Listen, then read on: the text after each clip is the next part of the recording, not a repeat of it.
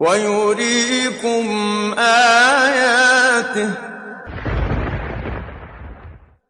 فأي آيات الله تنكرون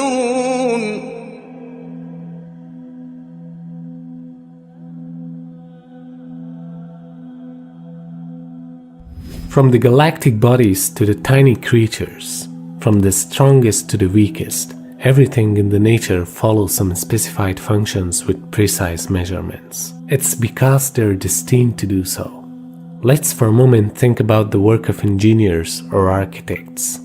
They use functions and measurements to provide some properly functioning products with aesthetic appearance. In order to give you an example, let's think of a very simple function to draw a pattern in a circle, like 2x. So we start with a circle that has 10 equidistant points. Then we assign numbers to every single point. And we want to join every point with the help of given function by just replacing the x values with the number of each point. We start with the 0. 2 times 0 equals 0, so it's the same thing. Now 2 times 1 equals 2, so we connect the 1 to the 2. Then 2 times 2 equals 4, and we connect that point to the point number 4. So we continue until we get this pattern. At the beginning we started with 10 points, but if we increase the number of points, then we'll get more and more precise result with a cardioid shape. And if we change the function itself, we'll get many different patterns. But let me ask you something. Have you seen something in the nature that follows the same function? Well, the answer is yes. If you observe the reflection of light in a circle or object, like a coffee cup, then you can see the same pattern. That means the photons of light are following the same function by hitting one edge of the cup and reflecting to the other edge at a calculated angle. Not only the reflection of light in a circular shape, rather everything else in the nature follows some specified rules and functions with extraordinary precision. To give you an example of the precision of those functions, let's consider the number pi. Pi is an irrational number which has infinite decimal places. It means if you have a computer at the size of universe, then the storage capacity of that computer would not be enough to store the exact value of pi unless you round it. So where did the number pi come from? It's actually the ratio of circumference of any circle to its diameter. It means a circle can always be calculated with the number pi if we have one of its variables. Now let's consider you have 2 sliding blocks and a wall, and we suppose that there is no energy loss and the surface has no friction. The first block starts by coming in at some velocity from the right, while the second one starts stationary. The simplest case is when both blocks have the same mass. The first block hits the second, transferring all of its momentum. Then the second one bounces off the wall, then transfers all of its momentum back to the first, which then sails off towards the infinity. 3 total clacks. What about if the first block has 100 times the mass of the second one? It's not entirely obvious how to predict the dynamics here, but to have a little bit understanding, let's just watch what happens. That second one will be bouncing back and forth between the wall and the first block with 100 times its mass, slowly and discreetly redirecting the first block's momentum to point in the opposite direction.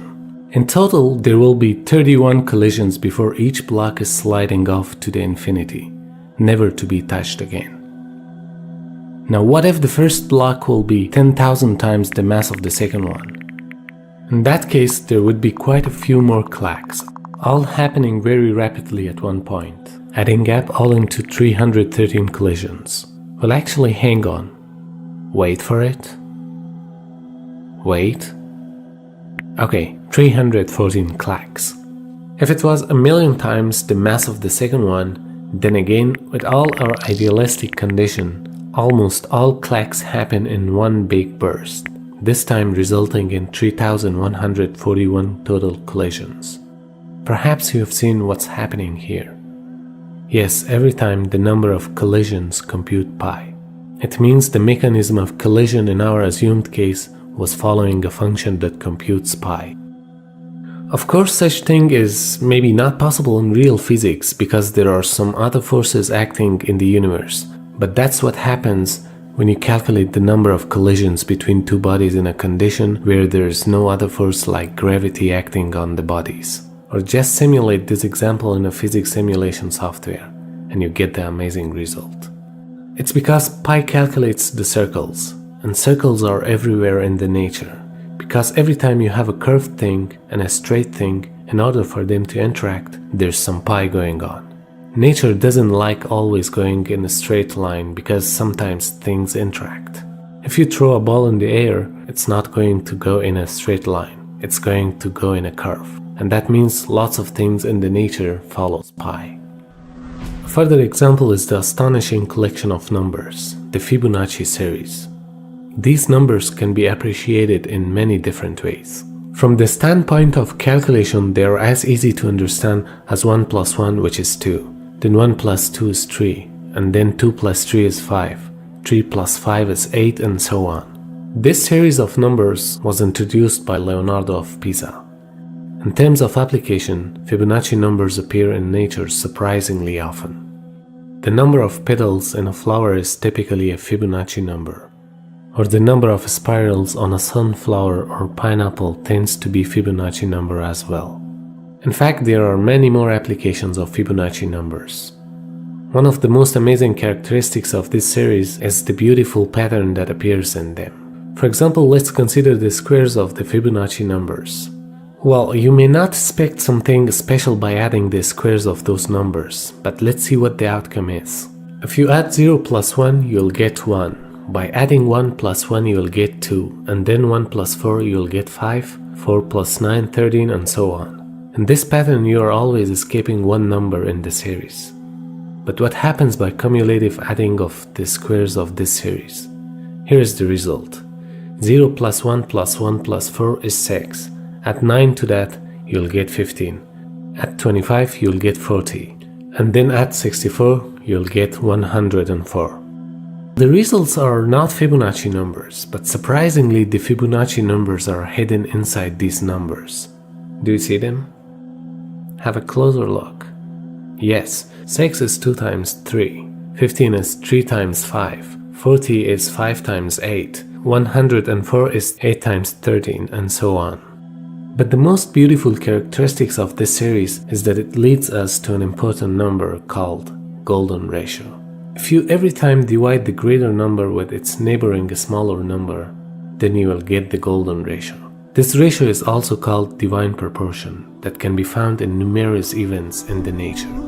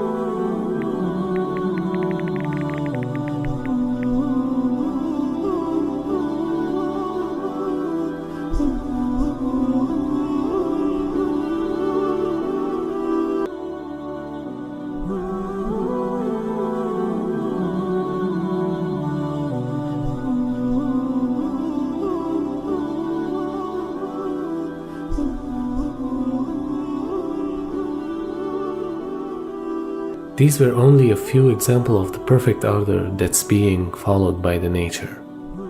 The reason we have shown all of these to you was to once again remind you that everything in the nature is calculated with precise measurements, and that everything in the existence follows the functions that are set for them. Any rational mind can easily understand that none of these laws and regulations comes out of coincidence. Rather, such a complex universe with all its laws and functions needs a wise designer who created everything with perfect precision and set these rules to govern the entire existence.